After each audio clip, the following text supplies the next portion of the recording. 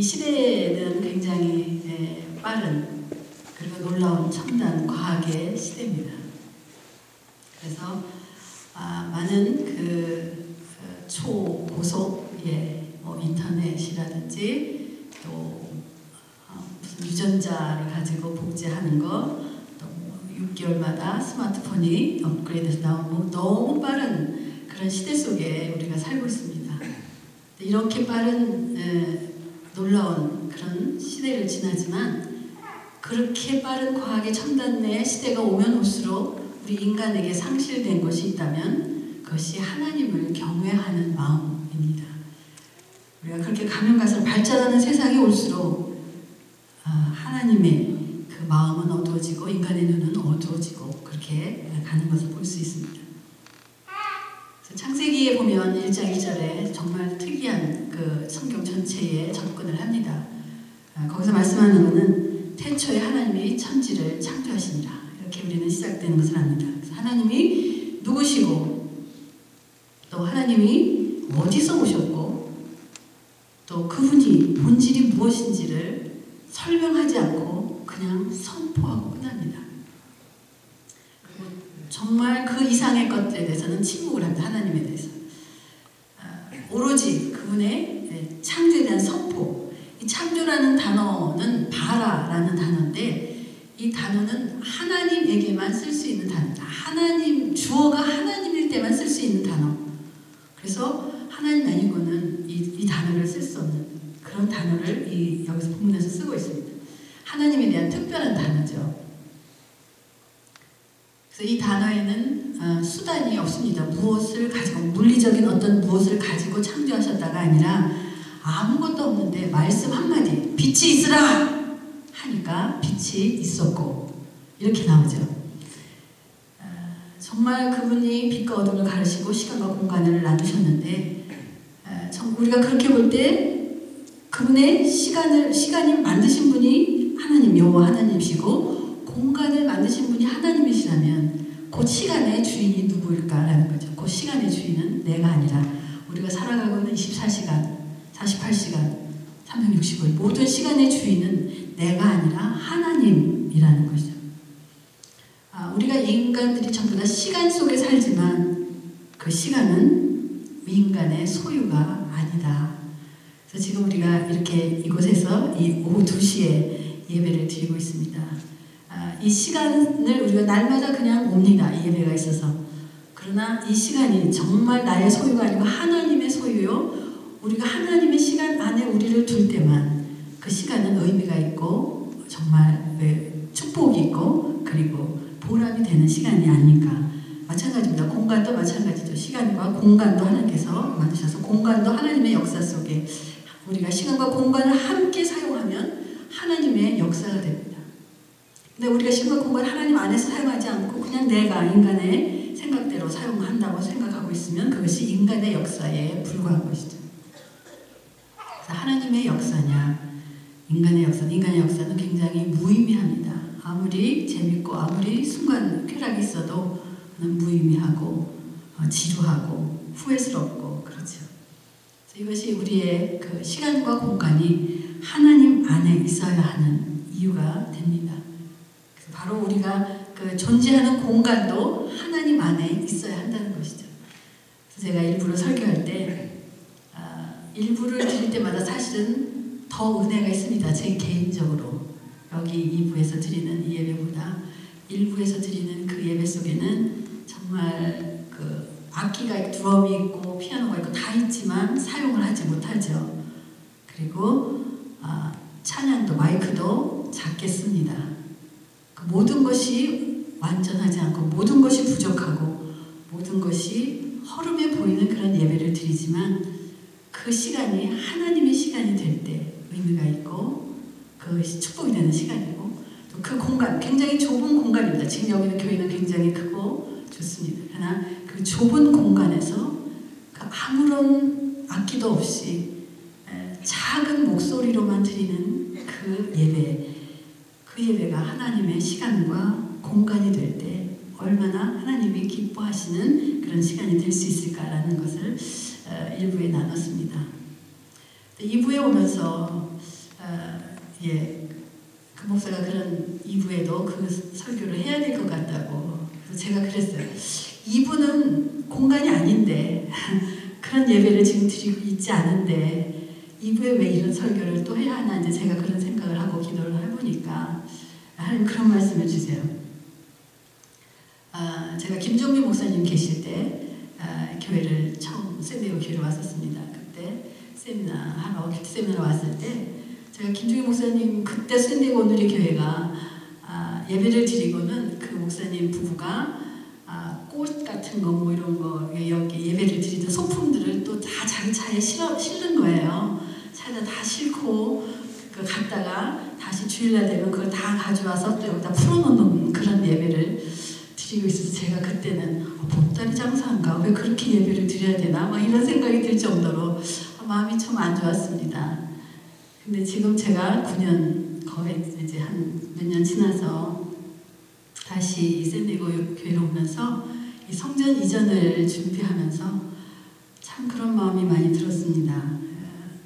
여기 오면 여기 본 교회에서 드리던 예배가 의자가 저 뒤까지 가득한데 조금 일찍 오시는 한두 분이 의자를 다 치우시더라고요.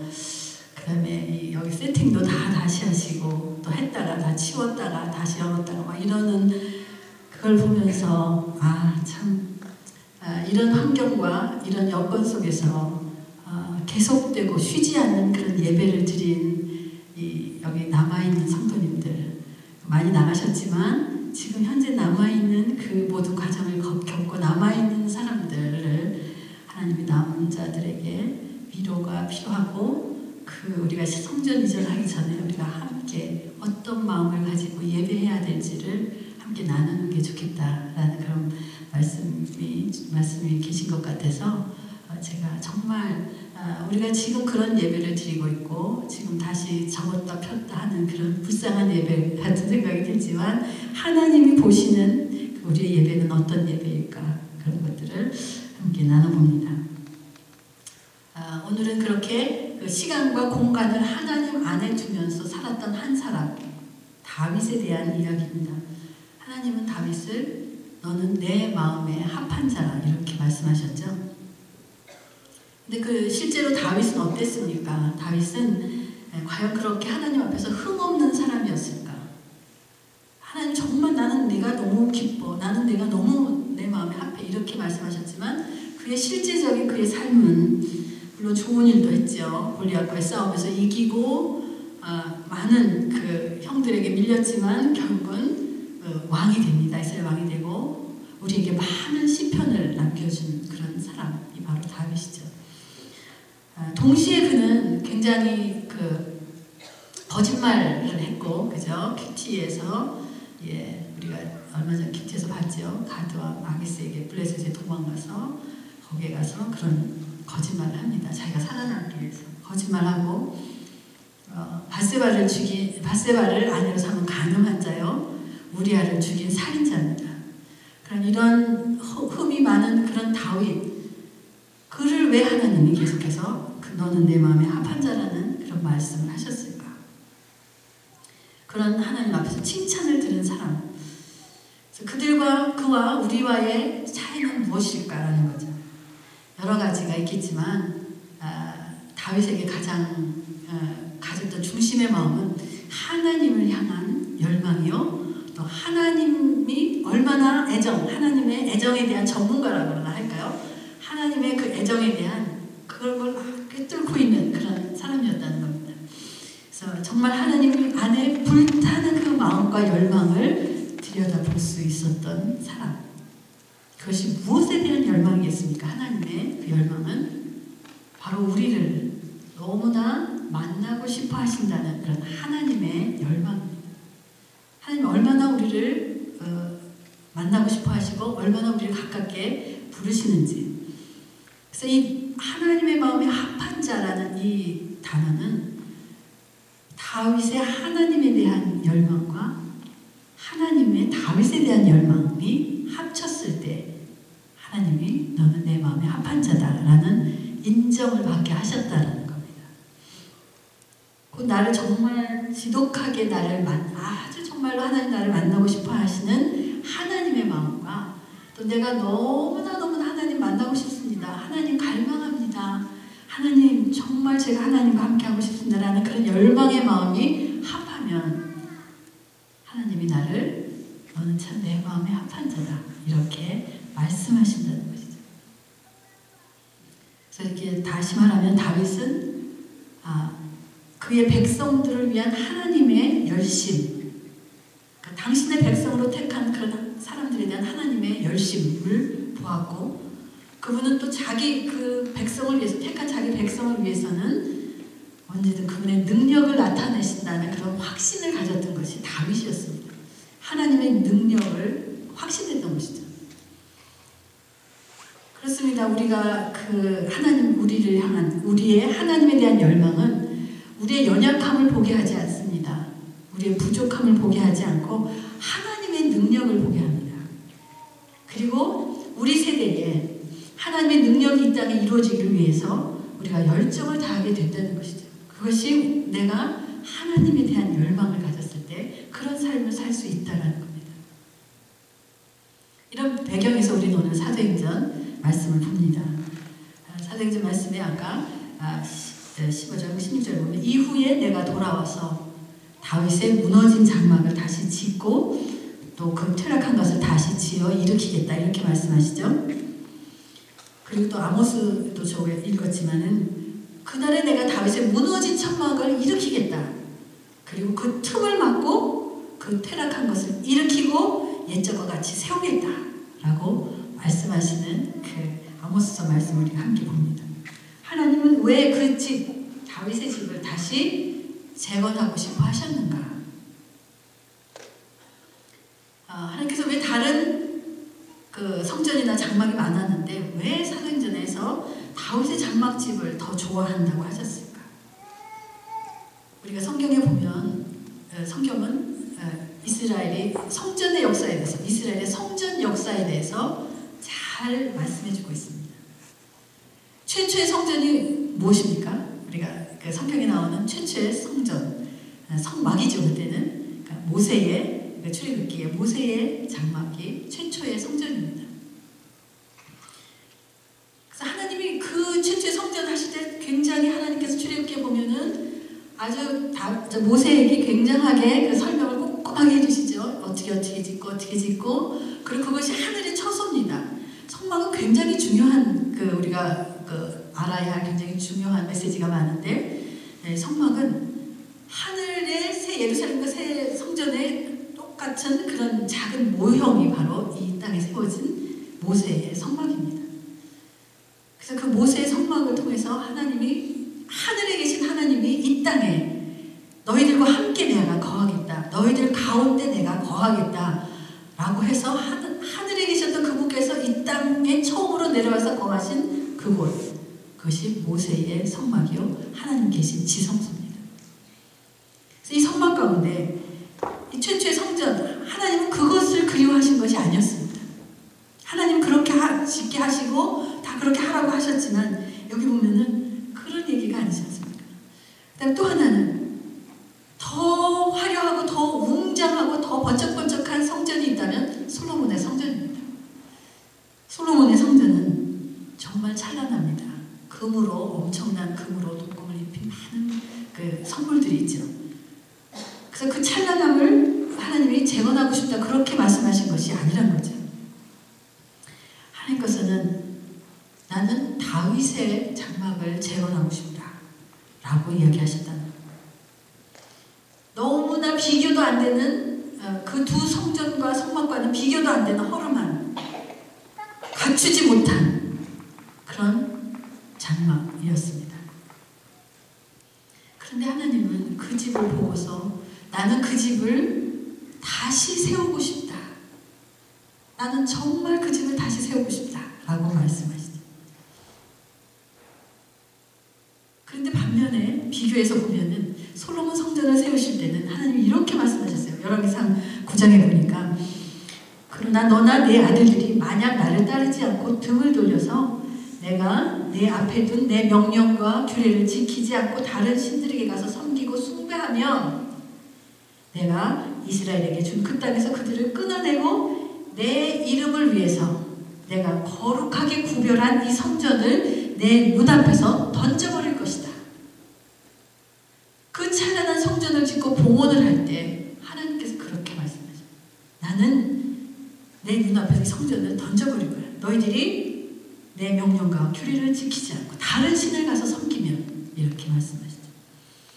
그래서 비록 이 성전이 지금 너희들이 의리하게 지었더라도 지나가는 모든 사람이 깜짝 놀라면서 여호와께서 왜 이 땅과 이 성전에 이런 일을 하셨을까라고 하실 정도로 다 무너져 버리게, 내 눈앞에서 던져버리게 될 것이다. 이렇게 말씀하셨어요. 또 예루살렘에서 그 예수님의 제자들이 헤롯 성전이 지어진 것을, 다시 재건된 것을 보고 너무나 찬란하고 화려하고 웅장해서 이렇게 얘기할 때 예수님이 이렇게 말씀하시죠. 너희가 지금 보고 있는 이것들이 돌 하나도 돌 위에 남지 않고 다 무너질 날이 올 것이다. 이렇게 말씀하십니다.